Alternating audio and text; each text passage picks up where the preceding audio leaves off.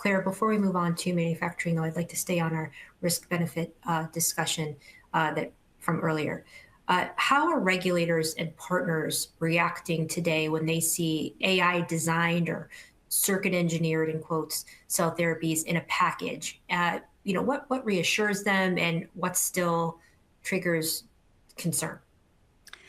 I think healthy skepticism is, what I see from people who I think are making good, rational decisions in this area. And really, again, using Tim's example, which I think is such a fantastic example, is this AI being used to accelerate a step, or is it being used to replace a step? And if it's being used to replace a step, I'm going to want to, other people looking at this are going to want to see the data of why you feel confident that this can replace the step. If it's accelerating the step, show us a little bit how it was used to kind of allow you to be more intentional with your wet lab validation. But we definitely still want to see wet lab validation. We still want to understand, we are, after all, scientists. We do still want to see some data at the end of it to feel confident that it is something that we can take forward. Thanks, Claire. All right, I want to move on to manufacturing. And so, Tim, we know that autologous cell therapies remain very hard to scale because of highly manual, error-prone processes. So beyond simple automation, how do you see AI being integrated into manufacturing to help scale up and ultimately commercialize these therapies more consistently and more reliably? Yeah, thank you for that. It's a big question. One of the, I think, most exciting areas of intersection between sort of AI and biology these days, I think, is the idea of creating either autonomous science or AI for science type platforms, where one can imagine integrating AI throughout the entire design, build, test, and optimization process on the R&D side, and certainly something very similar on the manufacturing side of things. And so I think there's multiple touch points in where AI could come into play in the lab.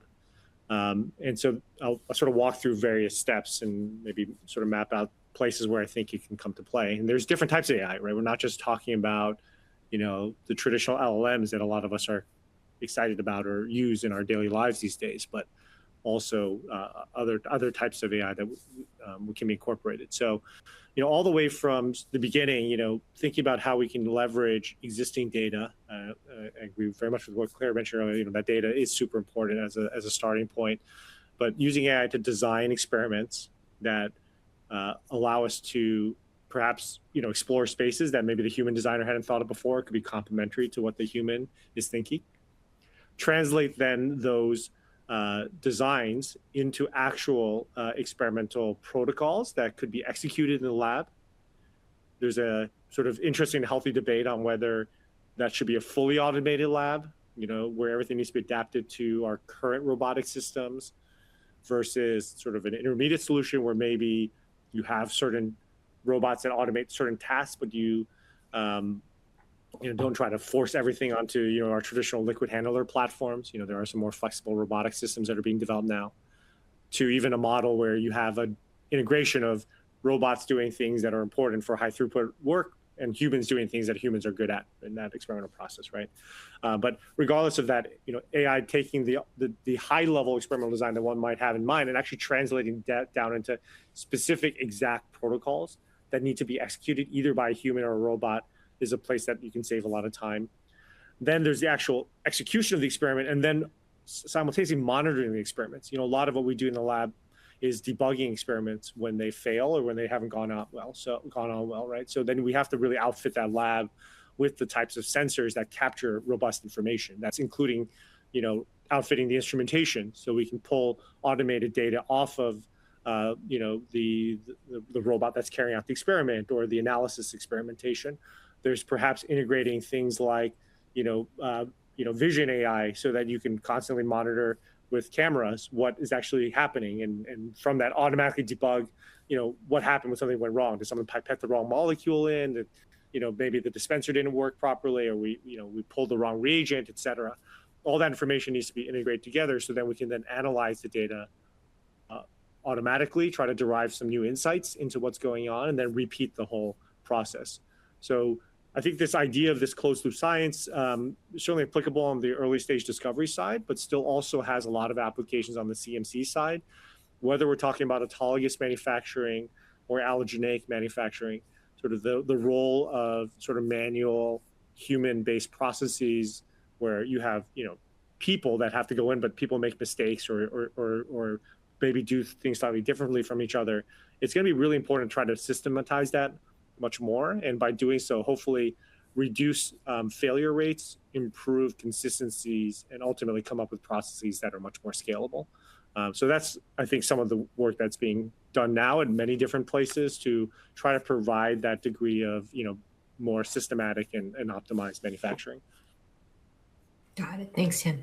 And Claire, especially given everything that Tim just said and knowing that there are many different forms of AI available, when you evaluate cell and gene therapy companies, what are the strongest signals that their manufacturing and digital infrastructure are actually ready to support these increasingly complex programmable therapies?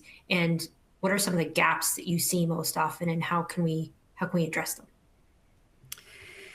One of the things that I see that is challenging and problematic is sometimes with management teams, you'll see a resistance to being open to the idea of using new technologies to try to improve their manufacturing processes. For example, there is, we've all heard it, the process is the product.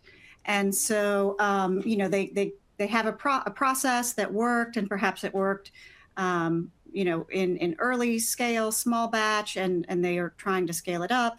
And often when you scale it up, when you take those volumes to much larger amounts, then you don't have the same I like to think of them as collisions, right? You won't have the same density of the different elements, and your manufacturing might take a hit.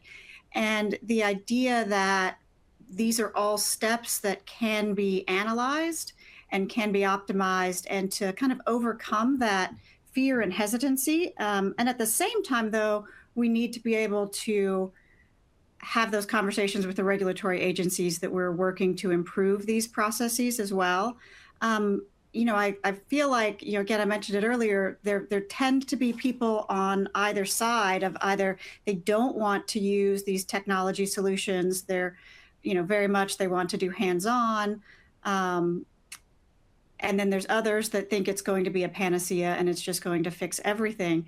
So what, we really want to see in management is that they're open and willing to look for other solutions, willing to understand that maybe the way that works doesn't work optimally, and that we can start to look at these things, again, rationally and systemically. And, AI and machine learning are both valuable in this arena to understand what is ideal for this particular drug. Maybe it's different than what worked for their last drug.